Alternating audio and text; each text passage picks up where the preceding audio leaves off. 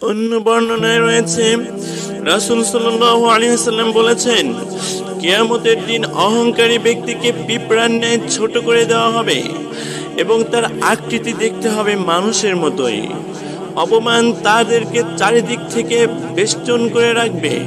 Bullous নামক জাহান্নামের কারাগারের দিকে তাদেরকে হাঁকিয়ে নিয়ে যাওয়া হবে। হাঁকিয়ে নিয়ে যাওয়া মানে গরু ছাগলকে রাখাল কিভাবে হাঁকিয়ে নিয়ে যায়, যা যা এইভাবে হাঁকিয়ে নিয়ে যাওয়া হবে অপমানজনকভাবে। আগুনের অগ্নিশিখা তাদের উপরে ছেয়ে ফেলে দেওয়া হবে আর তাদেরকে পান করানো হবে জাহান্নামীদের দেহের নিংড়ানো তিনাতুল খবাল অর্থাৎ রক্তপুঁজ।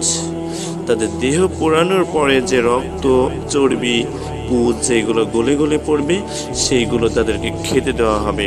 সময় তো উপস্থিতি একবার ভেবে দেখেন যে কি ভয়ানক অবস্থা হতে পারে। আজকে এই অহংকারের মধ্যে আমাদের সমাজের অনেক পুরুষ নারী রয়েছে। আগে ছিল খেরের বাড়ি, অর্থাৎ বন দিয়ে তৈরি করা আগে বাড়ি ছিল, এখন ফ্ল্যাট বাড়ি হয়েছে, সে আর মাটি দিয়ে হাঁটে না। আগে ছিল মাটির বাড়ি, আগে ছিল ছোট ব্যবসা, এখন বড় ব্যবসা হয়েছে, সে আর মানুষকে চিনে না, সে যেন আর মাটি দিয়ে হাঁটে না, সে এত অহংকারী, সে যেন শূন্যের উপরে হাঁটে। এখন সে কাউকে আর সালাম দেয় না, এখন সে নিজে মনে মনে ভাবে আমি এত সম্পত্তির মালিক হয়ে গেছি, এখন আমি নিজে সালাম পড়ার যোগ্য, আমি কাকে সালাম দিতে যাব। এই বর্তমান অবস্থা আল্লাহ আমাদের সকলকে বোঝার তৌফিক দান করুন, আমিন।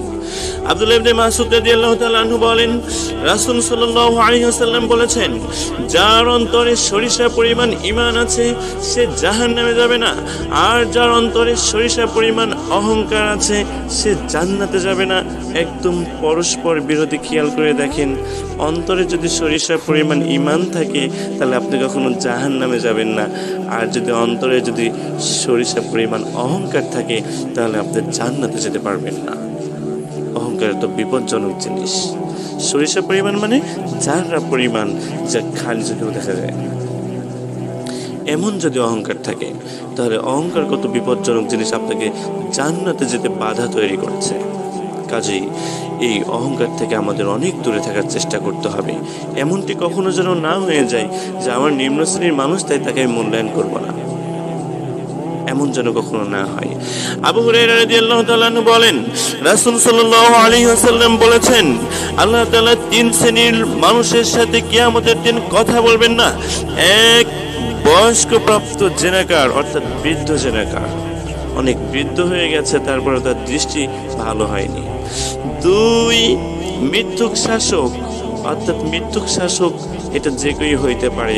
আপনি আপনার পরিবারের শাসক হতে পারেন, তাহলে আপনাকে ন্যায় পরায়ণতার সাথে আপনার পরিবারকে হেফাজত করতে হবে।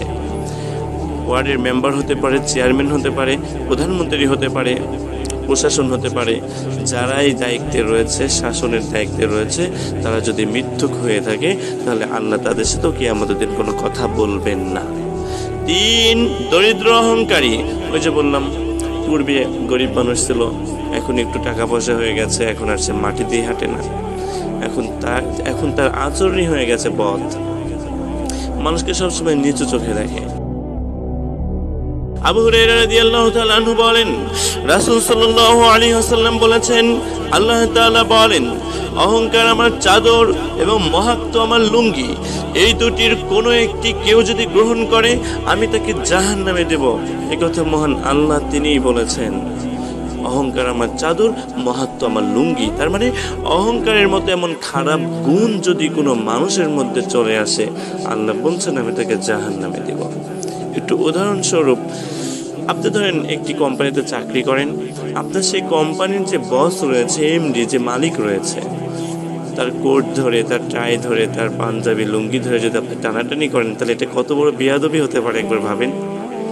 তো আপনার সৃষ্টিকর্তা যিনি আসমান ও জমিনের মালিক, সেই মহান সৃষ্টিকর্তার তিনি একমাত্র অহংকারের যোগ্য, তিনি একমাত্র অহংকার করার ক্ষমতা রাখেন, তিনি একমাত্র অহংকার করার যোগ্য, একমাত্র তারই।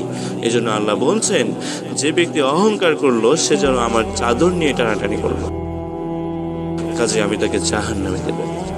একটিবার আপনি গভীরভাবে ভেবে দেখেন সম্মানিত উপস্থিতি। আল্লাহ তাআলা তিনি